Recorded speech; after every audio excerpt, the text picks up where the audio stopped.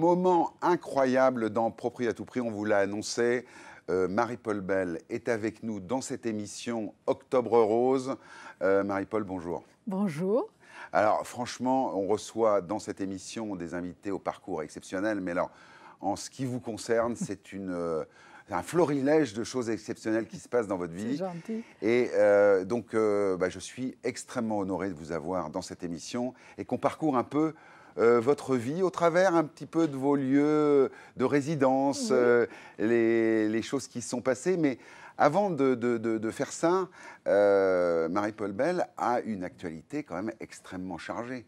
Vous avez cartonné au Théâtre de Passy. Oui, c'était complet tous les soirs, pendant 22 soirs. Et donc, on va prolonger le plaisir en une soirée exceptionnelle aux Folies Bergères le 2 novembre. Aux Folies Bergères. Oui. Ah, incroyable. Oui. Ça doit être un kiff de faire ça. Enfin, Oui, oui, formidable. Moi, j'aime beaucoup les théâtrales italiennes. J'ai chanté au Casino de Paris, dans d'autres endroits où il y avait une très bonne acoustique, mais aux Folies Bergères, j'ai jamais chanté. Donc là, je suis très émue. Bon, on le rappelle pour nos plus jeunes téléspectateurs, Marie-Paul Bell, c'est mythique, on peut le dire. Une carrière incroyable de musicienne, de compositrice, etc. Mais on vous connaît, le grand public vous connaît pour La Parisienne. Bien sûr. La Parisienne, je ne suis pas parisienne. Ça me gêne, ça me gêne. Et donc, j'aimerais qu'on s'attarde un petit peu là-dessus parce que les paroles de cette chanson étaient, mais c'était précurseur. Oui, visionnaire complètement parce que donc la chanson est sortie en 76, donc disons presque 50 ans à 2 ans près. C'est ça. Elle parlait déjà du Vélib. Je vais draguer en vélo, du sexe, MeToo, de la psychanalyse, vraiment de tous les sujets qui sont l'écologie, tondre mes moutons, oui. Oui, et en fait, cette chanson, c'est un peu l'histoire d'une provinciale qui arrive à Paris, qui est un petit peu, on va le dire, un peu coincée. Oui, oui, complètement, bien sûr. Et qui, tout d'un coup... découvre la vie parisienne et s'éclate complètement à la fin. S'éclate bien, Marie-Paul, là, du coup. Oui, au bord de la nymphomanie. Bon, alors, c'est le début d'une immense carrière. Il y a effectivement la télévision, les concerts. Tu as toujours composé tes musiques.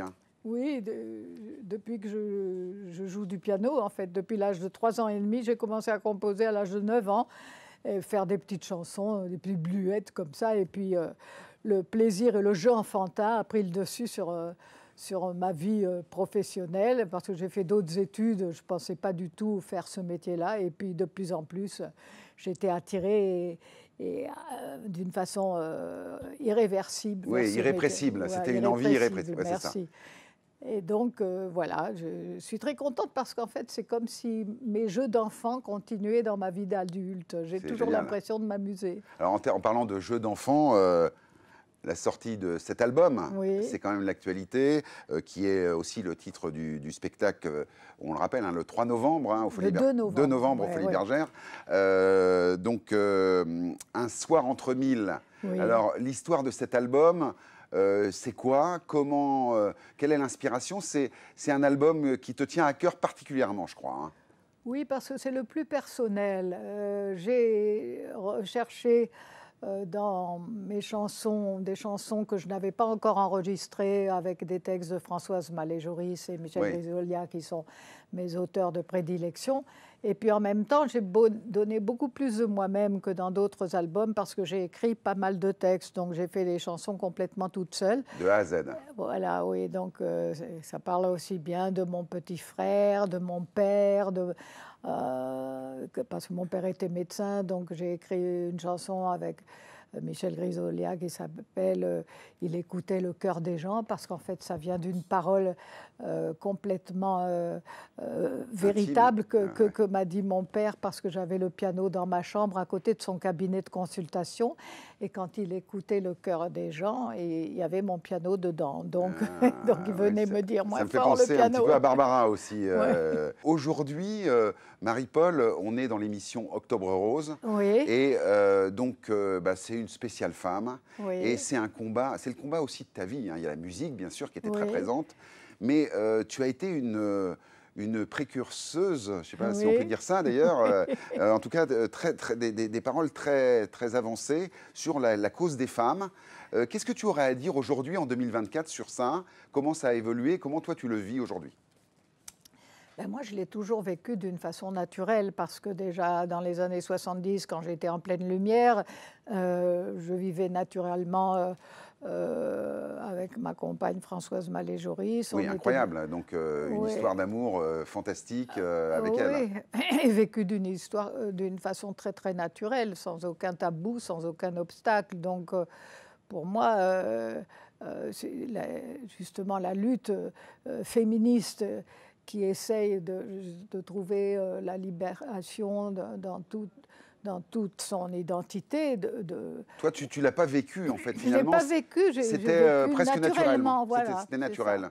Et tu portes cette parole, ou alors juste tu le vis et tu as des actions en faveur des femmes qui te tiennent à cœur? Si on me pose des questions, si on m'invite et sur le sujet, je réponds et tout ça, mais je n'ai pas défilé dans la rue pour des causes en tant que militante, ouais. Mais je suis militante par mes actions, par mes paroles, par mes chansons aussi beaucoup, ah bah oui. Parce que mes textes sont très forts là-dessus. Oui, oui.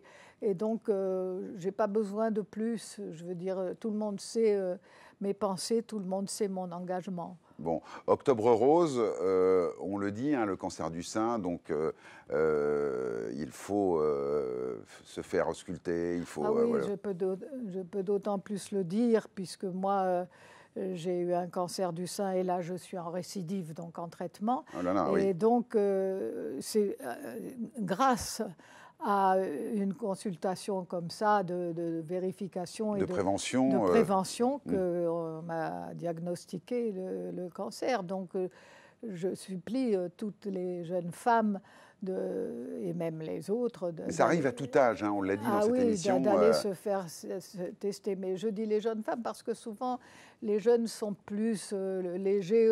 Oui, plus frivoles, moins attention. En ce qui concerne la santé. Donc là, je dis vraiment tout pour tous les âges. Et on le dit, hein, plus c'est pris à temps, voilà. moins c'est grave. Et oui, plus, on guérit très bien du cancer du sein maintenant. Les traitements avancent. Hein, oui. En préparant l'émission, on voit qu'il y a même des vaccins qui vont oui, arriver dans 5 ans. Il y a beaucoup d'espoir. Ces derniers mois, ça a fait un bond incroyable. Enfin, j'ai vu par Internet que c'était vraiment en progrès les soins. Quoi. Bon. Marie-Paul, aujourd'hui, est-ce que tu es heureuse? Oui, très, parce que j'arrive à réaliser ce dont j'ai envie. J'ai encore tellement de projets qu'il me faudrait plusieurs vies pour les réaliser, mais je m'applique à réaliser ce que je préfère et quelquefois la musique. est plus difficile. De toute façon, toujours dans tous les projets, il y a de la musique. Un soir entre mille sort avec le spectacle qui reprend aux Folies Bergères le 2 novembre. Pour démarrer cette deuxième partie, j'aimerais qu'on se livre à un petit exercice qui est une sorte de portrait chinois immobilier. Tu as vécu avec Françoise Mallet-Joris, tu es une femme de lettres, tu écris tes paroles. On va s'amuser un petit peu avec du tac au tac. Hein. Je l'espère.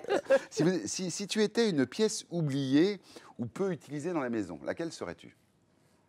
Un grenier où il y ait des instruments de musique. Des vieux instruments de musique. Et que je découvre. Très bien. Si tu étais un bruit typique d'une maison, quel bruit serais-tu? Comme une maison n'est jamais vide, enfin, je ne pense pas à une maison vide. Quand je pense à une maison avec un piano, parce que pour moi, une maison sans piano, c'est une maison morte. Donc, ça serait le son d'un piano. Le bruit du piano. Le bruit du piano. Si tu étais un rêve immobilier extravagant, lequel serais-tu? Ça serait un style architectural très moderne, au bord de la mer, avec des baies vitrées qui donneraient toutes sur la mer. Bon, alors attention, la dernière question. Si tu étais une invention totalement inutile, qu'on voit dans les maisons et dont on aimerait bien se débarrasser, laquelle serais-tu? Oh là, quelle question! Totalement inutile. Il y a toujours des petits objets Oui, qu'on alors, achète sur les brocantes ou qu'on trouve et qui en fait servent à rien. genre, on m'a offert un truc dont je me suis jamais servi. C'est une espèce de pince ou genre décapsuleur pour ouvrir des couvercles. Oui, on ne sait pas à quoi ça sert en Donc, fait. ben, comme les couvercles, je donne un peu d'air avec un couteau et je les ouvre à la main. Ouais. Et le reste, j'ouvre tout à la main ou avec un tire-bouchon. Donc, je m'en suis jamais servi. Je ne sais pas comment ça marche. Merci Marie-Paul de vous être prêtée au jeu. Moi, j'aimerais que vous me parliez maintenant de vos souvenirs d'enfance. La première maison d'enfance, on l'a vu tout à l'heure, hein, papa avait mis un piano, etc. Alors, c'est quoi les images d'Épinal qui reviennent à l'esprit aujourd'hui de cette maison d'enfance ou de cet appartement d'enfance? Oui, alors jusqu'à 8 ans, c'était une maison dans une petite ville de l'Oise qui s'appelle Pont-Sainte-Maxence, la ville de ma naissance. Et il y avait un grand jardin, on avait un chien. Bon, c'était l'image de la famille heureuse dans la maison. Une petite Familiale. ville bourgeoise, voilà, Voilà, une c'est maison ça. familiale. Après, de 8 ans à 23 ans, j'ai habité Nice dans un appartement. D'accord. Mon père était médecin et donc c'était en même temps le Vous lieu étiez de... fille unique? Non, j'ai 2 frères. Je Deux suis frères? l'aînée, j'ai 2 frères. Et donc, c'était en même temps le lieu des consultations de mon père et en même temps notre lieu d'habitation. Et D'accord. j'avais mon piano dans ma chambre qui est jouxté le cabinet de consultation de mon père. Et souvent, en rentrant du lycée, je me mettais au piano et mon père n'arrivait plus à ausculter les jambes. Donc, il sortait de son cabinet avec le stéthoscope autour du cou en disant moins fort. Marie-Paul, il le faudrait peut-être piano, baisser. j'ai ton piano dans le cœur des gens. Et du coup, j'en ai fait une chanson qui est dans mon dernier album. Ah oui, c'est ça. Il écoutait le cœur c'est des ça gens. qui est fou en vous écoutant, Marie-Paul, c'est que, en fait, le piano, hein, c'est quand même votre instrument oui, de prédilection. Au lancement de La Parisienne, vous Ah oui, sautillez dans toutes les émissions. Oui, oui. Et encore maintenant, j'aimerais d'ailleurs qu'on regarde un petit peu avant-après. Regardez un petit peu, on a préparé un petit mash-up. Ah bon? Depuis ce jour-là, tout est Ah oui. différent. Wolfgang et moi, ça n'allait pas tout seul. Il était fort en gueule. Éveillé, c'est tout mon bonheur. Je suis pas pour la journée de 8 heures et le travail de nuit me fait pas peur. Maintenant je suis parisienne, je me surmène, et je connais la détresse, Ouh et là le là. cafard et le stress. Enfin l'écologie, je m'initie, et loin de la pollution, je vais tondre mes moutons, et loin de la pollution, Ouh là je vais là là tondre là. mes moutons, et loin Je suis de un la peu pollution, essoufflée, là. je vais Non. tondre mes moutons, les moutons. Là, il y avait Serge. Ouais. Incroyable. Mais une énergie dans cette chanson, globalement, hein, tout ce que vous interprétez, il y a une énergie folle. Aussi bien, ça peut être de l'émotion, mais ça peut être aussi... Oui, vous donnez beaucoup hein, sur scène. Hein. Oui, c'est vrai, je donne tout. Après, je suis un peu fatiguée, mais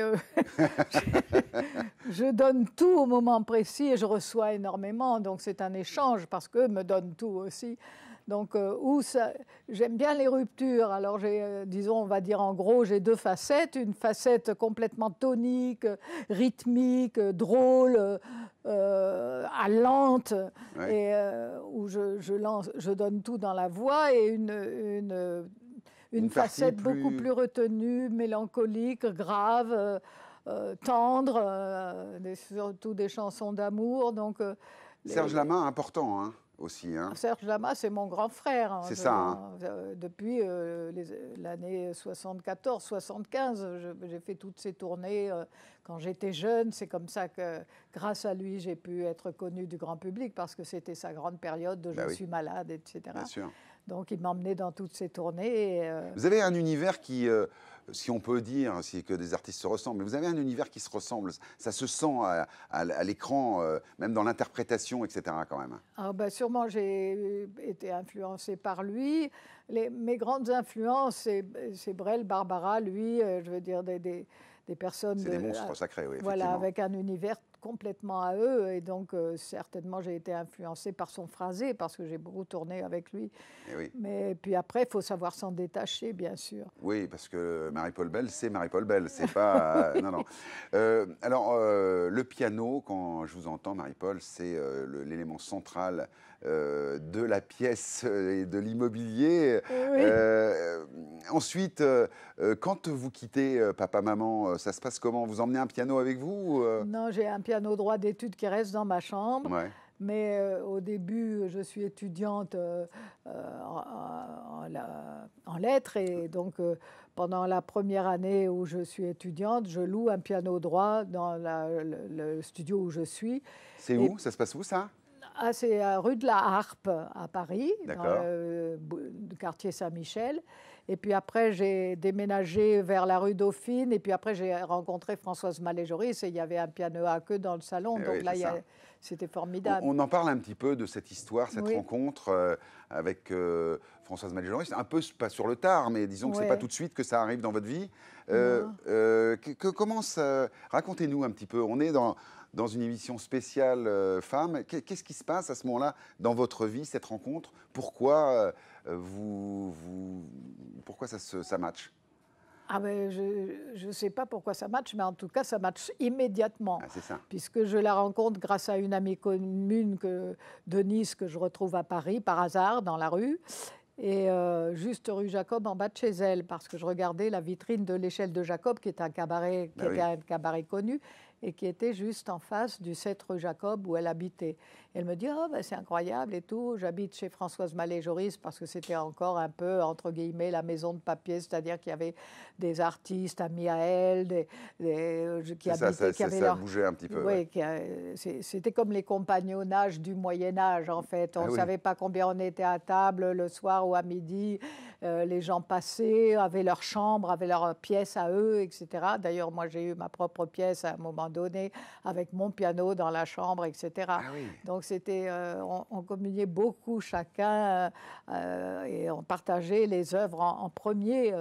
On était les premiers Et c'était une spectateurs. espèce de... Enfin, il y avait beaucoup de culture, beaucoup d'échanges spirituels, artistiques oui, et intellectuels. oui. Hein, On était les premiers spectateurs de ce qu'on avait envie de montrer et qui allait ou pas être découvert par la suite par le grand public. Donc, c'était... alors, bon, j'imagine, quand on vit avec Marie-Paul Bell ou qu'on vit avec Françoise Mallet-Joris, est-ce que vous lui montriez vos compositions avant Ah ben oui, on était les premiers. Elle vous faisait lire également ses écrits Ah oui, elle me faisait lire en premier. Moi, je lis pas beaucoup, Ouais. enfin pas beaucoup de romans. Ouais. Et donc, comme j'étais complètement neuve, en Ouais. fait, je veux dire, elle aimait bien me faire lire ses romans pour avoir une réaction complètement instinctive et instantanée. Mais en vous écoutant, Marie-Paul, j'ai l'impression que cette période, c'est une période dorée de votre vie aussi. Ah oui, oui, bien Enfin, sûr. ça allait- enfin, on sent beaucoup d'énergie dans cette. Quand vous racontez, même avec les peu de mots, etc., on sent quand même que c'est quelque chose qui est important. C'est un moment important de Ah votre oui, vie. c'est comme une naissance artistique. Je veux dire, même si j'avais complètement déjà un bagage, Ouais. c'est une découverte. On partage tout après. Et puis avec un ami d'enfance qui s'appelait Michel Grisolia, on fait tout à trois. On est tout le temps ensemble. On pense toujours chansons du début de la matinée où on pose le pied par terre jusqu'au soir. On est complètement baigné là-dedans, comme si vous voulez, Souchon et Woolsey quand C'est ça. quand il se... Est-ce que ça fait la fête? Oui, pas toujours. Est-ce que c'est une période aussi festive ou est-ce que c'est Oui, mais en fait, quand les amis venaient festifs, parce qu'entre nous, on était plutôt à rire comme ça au quotidien, mais je veux dire, même si on écrivait des chansons mélancoliques ou graves, etc., Ça, comme on se lâchait complètement, qu'on n'avait aucune retenue, parce que c'est ce qu'il faut avoir quand on crée quelque chose avec quelqu'un, enfin, c'est ce que je pense. On avait souvent des fous rires incroyables, donc Ouais. on adorait ça, on était tout le temps dans le plaisir. Et donc l'auberge espagnole continue, c'est-à-dire qu'il y a des artistes qui viennent, qui participent un peu à cet élan créatif. Pas des artistes, mais la famille, La de famille, ouais. Françoise, aussi ma famille, des amis. Les amis et la famille sont les premiers spectateurs. Donc tout de suite à la réaction On voit déjà si ça fait rire ou si ça ne fait rire que Bah oui. nous, déjà, Ouais. parce Bah qu'on oui. n'est pas sûr du résultat. Et pareil pour l'émotion, on voit Bien si sûr. les gens sont émus ou si...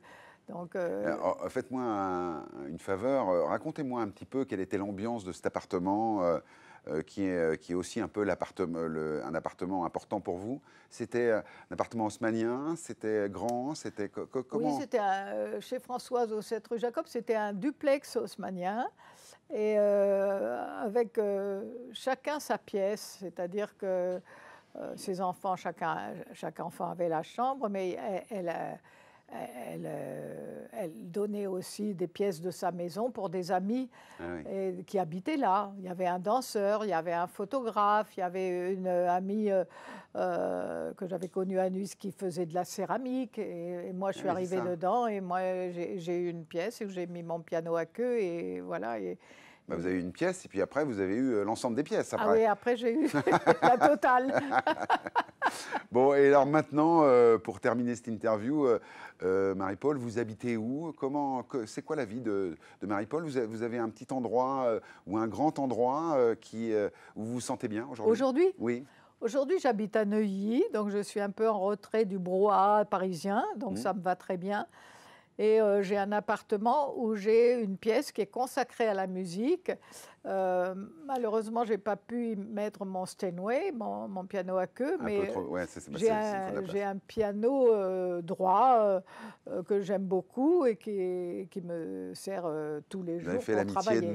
nous donner une photo de cette pièce Ah oui. qui est un peu votre pièce fétiche d'une certaine manière. J'y suis tout le temps, c'est là où je travaille. C'est excellent. Marie-Paul, merci beaucoup pour toutes ces confidences au coin de la cheminée C'est bien, de l'appart. On est bien chez vous. On est bien, hein, Ouais, on parle. c'est bien. On le rappelle pour nos amis téléspectateurs, donc Les Folies Bergères le 2 novembre. Oui. Pour cet album Un soir entre mille. Oui. C'est aussi le nom du spectacle. Oui. C'est peut-être déjà pas loin d'être complet, hein, parce que vous avez cartonné déjà Je sais Théâtre de pas, Passy. oui, mais il y a des gens qui se sont précipités, mais je regarde jamais. Moi, alors, Bon. je sais pas. Merci beaucoup, Marie-Paul. Merci de beaucoup. m'avoir reçu.